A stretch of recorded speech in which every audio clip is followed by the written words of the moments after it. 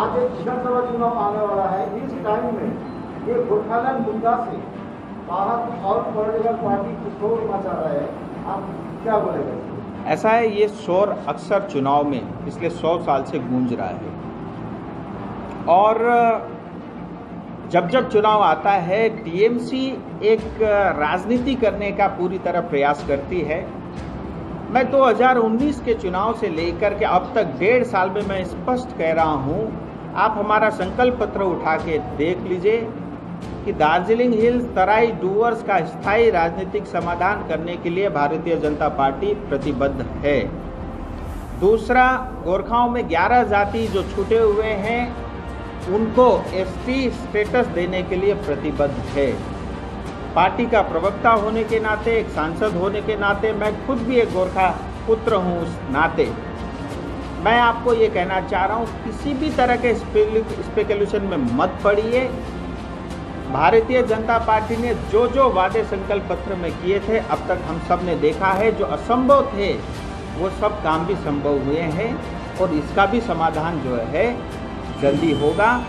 और इस दिशा में एक बैठक जो है केंद्र सरकार गृह मंत्रालय ने, आप सबकी जानकारी में है, बैठक बुलाई थी और मुझे अच्छा लगता, खुशी होती अगर राज्य सरकार भी उसमें पार्टिसिपेट करती, लेकिन राज्य सरकार ने नहीं किया और वो बेसिकली जीजीएम के रिप्रेजेंटेटिव और साथ में जो केंद्र सरकार गृह मंत्रालय की तरफ से बैठक चली, मैं स्वयं उस बैठक में नहीं था, लेकिन एक शुरुआत हुई है।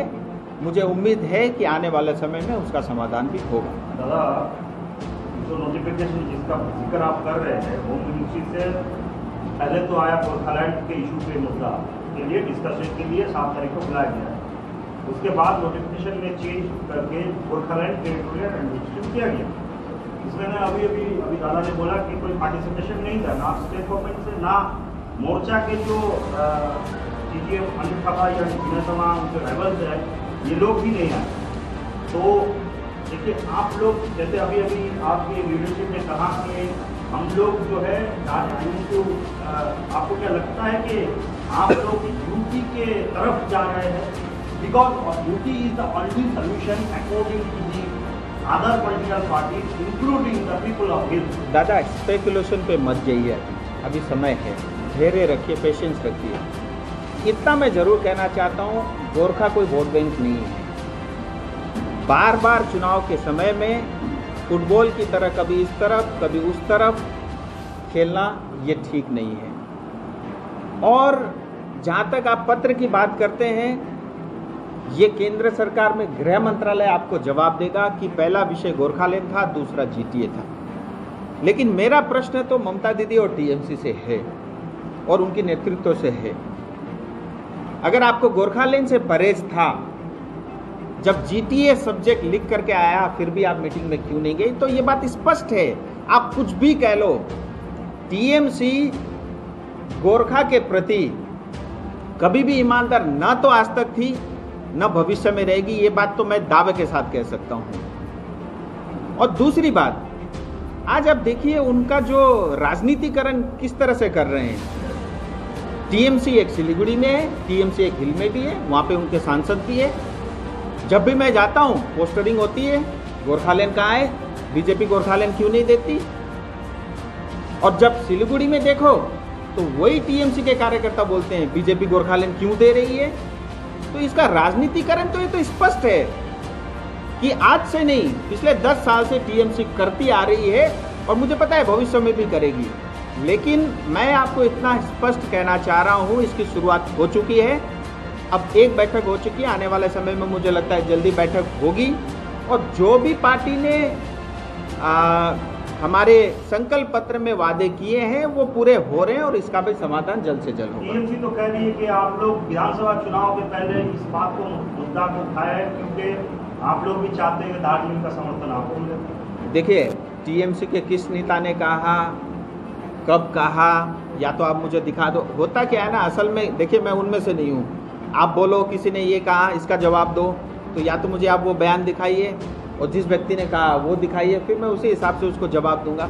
देखिए, स्पेकुलेशन में मैं फिर दोबारा बोल रहा हूँ, आप मत जाइए, धैर्य रखिए, थोड़ा पेशेंस रखिए और जो है शुरुआत हो चुकी है। अच्छा होता राज्य सरकार उसमें जाती, ज़्यादा अच्छा होता, नहीं गई, फिर भी बैठक हुई है। मुझे लगता है जल्द से जल्द आगे इस पर भी कार्रवाई होगी। राजू जी, ये जीपीए और जो है जो पहले जीपीए था, उनके जो पंचायत लेवल जो काम कर रहा है 10 साल से ज़्यादा हो गया, उसको मानवाने अभी तक नहीं ऐसा हिंदू इस मुद्दे में इस बार पश्चिम बंगाल पर 30 दिन में आके एक बार बता दिया कि गवर्नमेंट अंडर परमानेंट नहीं होता।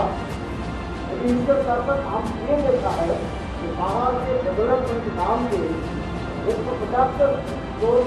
दुर्भाग्य है हम इतने सक्षम और सामर्थ्य होते हुए भी आज हम इस स्थिति में पहुंचे हैं।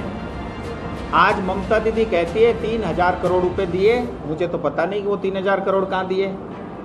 32 वेंटिलेटर पहले नॉर्थ बंगाल में आए थे, अभी 20 और आए हैं केंद्र सरकार की तरफ से। वो 3000 रुपया का क्या किया मेरे अब तक जो है मेरी तो जानकारी में नहीं है और मुझे कभी दिखा भी नहीं है। और आज ये कहती है कि मेरे पास पैसे नहीं है। 4,75,000 करोड़ कर्जा आप बंगाल के ऊपर में छोड़ के जा रही हो, क्योंकि जाना आपका तय है। 6 महीना समय आपके पास बचा हुआ है। और मैं एक दिन उनके मंत्री का एक बयान देख रहा था दार्जिलिंग हिल में, अभी 4-5 दिन पहले। वो बता रहे थे अब हमारे पास ज़्यादा समय नहीं है, 6 महीने का समय है, जो कुछ भी काम हमने बोला है हम उसको जल्दी से जल्द से पूरा करेंगे। यानी उनको भी ये पता लग चुका है कि अब हम 6 महीने में जा रहे हैं। सो आज देखिए क्या नहीं है बंगाल में। हमारे पास कोस्ट लाइन है, हमारे पास टूरिज्म के लिए दार्जिलिंग, कालिम्पोंग, नॉर्थ बंगाल है। हमारे पास जो है 5000 किलोमीटर का स्टेट और नेशनल हाईवे है। हमारे पास 90,000 किलोमीटर के छोटी और बड़ी सड़कें हैं। हमारे पास 4000 किलोमीटर का रेल लाइन है। हमारे पास बारिश सबसे ज़्यादा होता है, एग्रीकल्चर के लिए बहुत सूट करता है। सब कुछ होते हुए भी अगर आज हमारी मुख्यमंत्री कहती है मैं कंगाल हूँ, तो आपके मिस गवर्नेंस के कारण है। और इसके देखिए 4,75,000 कर्जा हो गया और ये सारा पैसा अगर विकास के काम में लगता तो जनता का भला होता। सब पॉलिटिशियन ने जेब भरने का काम किया है। आज बंगाल अगर 35 और 10 45 साल में पिछड़ा है, तो इस 45 साल में जनता गरीब होती गई और जो पॉलिटिशियन जो है वो अमीर और पैसे वाले होते गए। आप उनके बड़े बड़े बंगले और गाड़ियां देखोगे। जीटीए चलाने वाले जो हवाई चप्पल पहन के घूमते थे, आप बड़े बड़े बोलेरो गाड़ी में आज घूमते हो। सब पैसा कहाँ से आया? और रही बात 175 करोड़ रुपया, आज तक किसी सरकार ने चेक काट के किसी बॉडी को 175 करोड़ देते हुए देखा है आपने? ये सब झूठा है। मुझे लगता है कोई पुराना एरियर बचा होगा, उसका कुछ पैसा देना होगा, अनाउंस किया, थोड़ा बहुत दे दा के खत्म करेंगे। 30 साल में हिंदुस्तान में कहीं भी ऐसी बॉडी ऑटोनोमस या सेमी ऑटोनोमस बॉडी आपको नहीं दिखेगी, चाहे वो दार्जिलिंग हिल काउंसिल हो, चाहे जीटीए हो, जहाँ पे कर्मचारी 30-35 साल से काम कर रहे हैं और वो जो है वो परमानेंट भी नहीं है। और ऊपर से आकर के इतने निराशावादी बयान जो है मुख्यमंत्री देती है, मुझे लगता है उनको थोड़ा संवेदनशील होने की आवश्यकता है। ये उनकी जो पूरी की पूरी यात्रा मैं दिल्ली में रहते हुए अच्छे से देख रहा था, बहुत ही निराश करने वाला था। सिलीगुड़ी में रही 2 दिन तक, बट सिलीगुड़ी को जीरो, कोई भी अनाउंसमेंट। इतना कह देती हम महानंदा और बालासिन की सफाई कर देते तो भी मैं मान लेता। इतना कह देती कि हम ट्रैफिक की जो समस्या है उसको ठीक कर देते। और एयरपोर्ट की बात करती है, 6 साल पहले केंद्र सरकार ने अनाउंसमेंट कर चुकी है कि हम 650 करोड़ रुपए खर्च करेंगे। और इतना ही नहीं, हिंदुस्तान में पहली बार किसी एयरपोर्ट को एयरपोर्ट अथॉरिटी ऑफ इंडिया ने 25 करोड़ रुपया देने के लिए कहा है कि हम जमीन के लिए पैसा भी देंगे। आप इतिहास उठा के देख लीजिए, आज तक कहीं भी एयरपोर्ट अथॉरिटी ऑफ इंडिया ने किसी भी सरकार को जमीन खरीदने के लिए पैसा नहीं दिया। पहली बार वो बंगाल में दिया। उसके बावजूद भी आज जो है आज तक जमीन हैंडओवर नहीं किया। आज दुर्दशा देखिए बागडोगरा एयरपोर्ट की। हिंदुस्तान में सेकेंड सबसे बिजीएस्ट एयरपोर्ट है। 37 फ्लाइटें रोज उतरती है, चढ़ती है और अपनी कैपेसिटी से 4 गुना ज़्यादा क्षमता में जो है आज वो काम कर रही है। लेकिन उसके बावजूद भी 6 साल हमको इतना पीछे धकेल दिया। अगर 6 साल पहले ये काम होता, आज तक जो है एयरपोर्ट बन के खड़ा होता और कितना टूरिज्म एक्टिविटी बढ़ता। और मैं केंद्र सरकार से और प्रेशर करके मैं चाहता कि इंटरनेशनल फ्लाइट भी यहाँ से ऑपरेट हो। मान लीजिए किसी को ईस्ट की तरफ से आना है, बैंकॉक से लेकर के ऑस्ट्रेलिया, न्यूजीलैंड से, इस तरफ से सिंगापुर से आना है, तो बेचारा उसको पहले दिल्ली पहुँचना पड़ता है, फिर वापस बागडोगरा आना पड़ता है। सो उसका समय बचेगा, उसका पैसा बचेगा, हमारा टूरिज्म बढ़ेगा, हमारे युवाओं को नौकरी मिलेगी। आज देखिए जो हमारे पश्चिम बंगाल के युवा सबसे ज़्यादा देश के अलग अलग हिस्सों में जा कर के काम करते हैं रोजगार के लिए। लेकिन अब वो कोविड के समय सब डर के घर वापस आ गए हैं। अभी वो कुछ चले भी गए, कुछ यही है। अब इस समय हमारी जिम्मेदारी बनती है कि हम उनको नौकरी देते। आज हो क्या रहा है, हमने 10 लाख से ज़्यादा जॉब कार्ड बना दिए मनरेगा में। वो पैसा सारे जो हमारे पॉलिटिकल पार्टियाँ, जो हमारे कैडर्स है, उनके जेब में जा रहा है। बड़े बड़े डोजर ला करके वो जो कॉन्ट्रैक्टर लेके आते हैं मशीन, उससे जो है सड़कें खोदी जाती है और बाद में बहुत सारे लोगों, मजदूरों के नाम दिखा करके जो है वो पैसा कॉन्ट्रैक्टर के पास चला जाता है। सो PMGY हो, PM आवास योजना हो, RIDF हो, जितने भी तरह की केंद्र सरकार से पैसा आता है, सब में भ्रष्टाचार होता है। और मैं आपको एक बात और कहना चाहता हूँ, बहुत जिम्मेदारी के साथ, आज पश्चिम बंगाल में जो भी पैसा केंद्र सरकार की तरफ से आ रहा है, उसमें पूरा वो भ्रष्टाचार पे जा रहा है। और केंद्र सरकार नहीं कर रही है ऐसी बात नहीं है। जब पहले यूपी की सरकार होती थी, 5 साल में 2.5 लाख करोड़ रुपए आता था, आज 5 साल में उससे डबल पैसा आ रहा है। लेकिन ये सारा पैसा जो है भ्रष्टाचार का शिकार बन रहा है, नेताओं का जेब भरने का काम हो रहा है, लेकिन हमारी जनता गरीब की गरीब